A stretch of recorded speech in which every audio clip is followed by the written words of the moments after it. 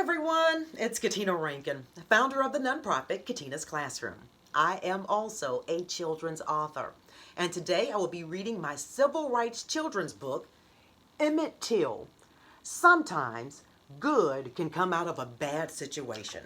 So, let's get started. Mommy, what's wrong with his face? Renee asked. Renee's mother, Tanya, placed her hand over her heart and sighed. Alexis, Isabella, and Rankin, come here. I want you to look at this picture Renee found. I'm going to tell you a story about a young boy. I want you to always remember him because his life is important, Tanya told them. All four children sat on the floor around Tanya. As you grow and mature, always remember, bad things can happen to good people. Sometimes good can come out of a bad situation, Tanya said. The little boy's face actually began a wonderful movement. The civil rights movement began the march to freedom for many, Tanya explained. Let's travel back in time to 1955. Can you see him? This young boy begged his mother to let him visit his cousins in Mississippi, Tanya told the children.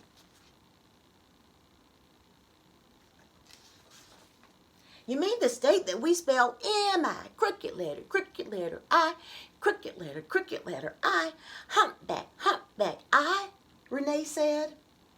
Yes, baby, the state of Mississippi, Tanya told the children. Emmett Till was the young boy's name. He was a carefree young man, much like your cousin Rankin.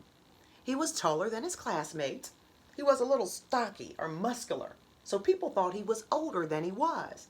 Yeah, like my brother. My friends always ask me if my brother is in high school because he's so tall, Isabella chimed in. I always have to tell them, he's in middle school. Yes, Tanya said. Well, people thought Emmett was older too.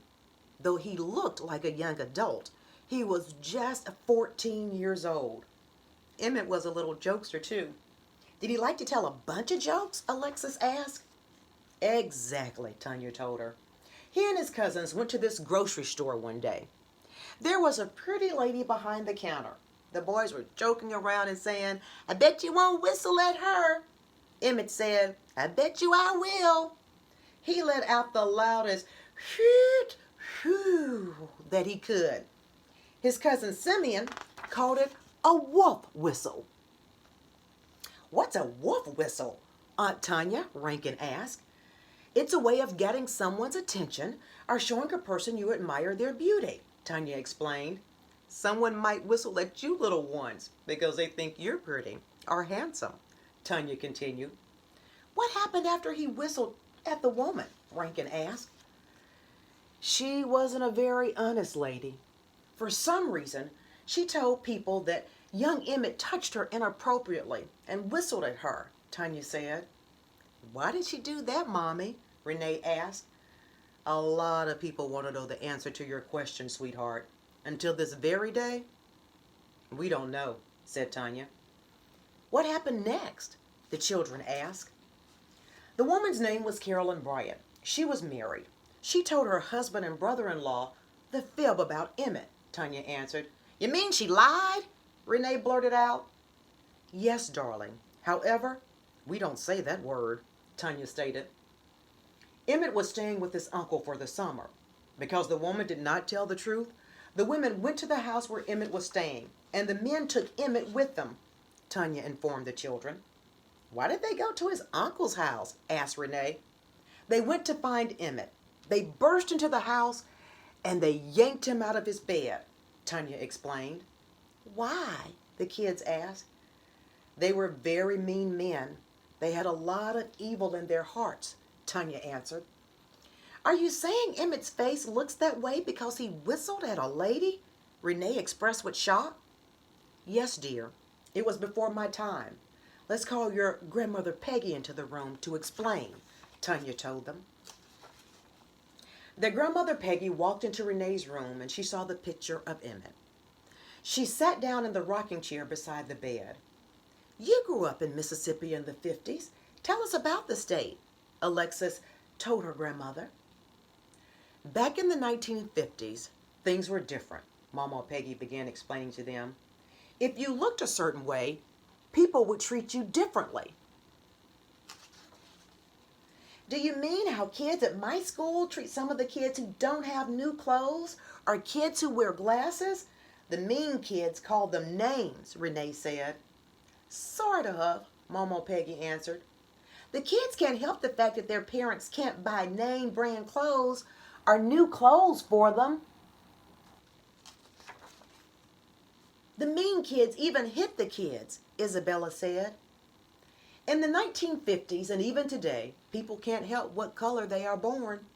They have no control over that either, Momo Peggy told the children. Those mean old men didn't care about those type things.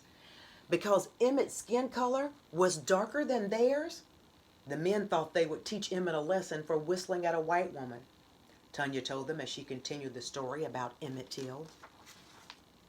What did they do, Mom? Renee asked. They dragged him out of his uncle's house. They threw him into the back of a truck and drove him to a barn, Tanya continued. What did they do when they took him inside the barn? Rankin asked. They did some ugly things, baby. They beat him up really badly. One even got a gun, Tanya answered.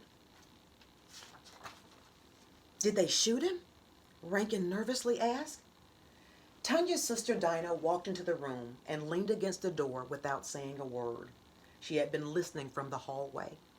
She glanced at the photograph of Emmett Till. Yes, little man. After they shot Emmett, they panicked, and they drove to a house that was beside a business. They went into that business and got a cotton gin, Tanya continued. What's a cotton gin? Renee asked. Dinah walked over to the computer on the desk and typed in the words cotton gin. She said, it's a machine that separates seeds from cotton. I Googled it so you could see a cotton gin on the computer. Most of your t-shirts are made from cotton. See this picture? This is a photo of cotton when it's growing. Do you see those seeds in it? She asked them. Yes, ma'am, they responded at the same time. The cotton gin takes the seeds out, Dinah told them. I get it. Why did they get a cotton gin for Emmett? Alexis asked. They knew that they had done something really bad. They wanted to hide what they had done. They tied the cotton gin around his neck. They drove to the nearby Tallahatchie River and they threw his body into the river, Tanya told them. That cotton gin was so heavy that it made Emmett's body sink to the bottom of the river so no one could see him, Tanya continued. It had to act like an anchor on a boat, Rankin said. We are studying anchors in class this week. An anchor is a device which is made of metal. Anchors are connected to vessels like boats floating in a body of water. The anchors prevent the boats from drifting due to wind or currents, Rankin told them. That's right, Rankin, Tanya said. A few days later, however, Emmett's body rose to the top of that river. Fishermen found him, Tanya told them. Because he had been in the water for a long time, his face was barely recognizable. Like when my hands become wrinkly from staying in the tub too long, Mommy? Renee asked. That's right, Tanya answered. That makes me sad, Isabella said. Me too, all the other children said. Do you remember what I told you at the beginning of this story when you asked me what was wrong with Emmett's face? Tanya asked them.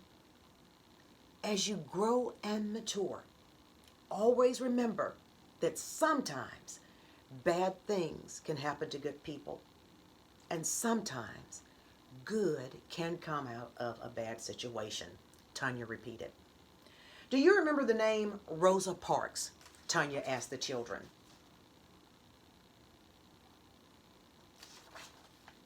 Yes, she's the mother of civil rights, Isabella said.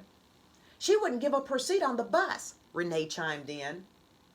Do you remember Dr. Martin Luther King Jr.? Tanya asked. Yes, ma'am, Alexis said. He had a dream, Rankin told Tanya. He had a dream that his 4 little children would one day live in a nation where they would not be judged by the color of their skin, but by the content of their character, Rankin continued. Great answer, kids. What about John Lewis? Tanya asked them. He used to listen to Dr. King and Miss Parks. He joined their movement and started telling people they needed to get into good trouble. He meant that people should take steps to fight injustice. We've been watching videos about him in history class, Alexis said. All of those people who you mentioned were called to action partially because of this young boy named Emmett Till, Tanya told them. That's why all of us are gathered around to teach you about Emmett, Dinah said. Mama taught us about Emmett. She told us never to forget him. Today, we are teaching you about Emmett. When you become adults, remember to tell your children about a boy named Emmett Till, whose death helped start a movement. The end. Thank you for taking the time to learn about such an important part of our history. I'll see you again soon with another story time.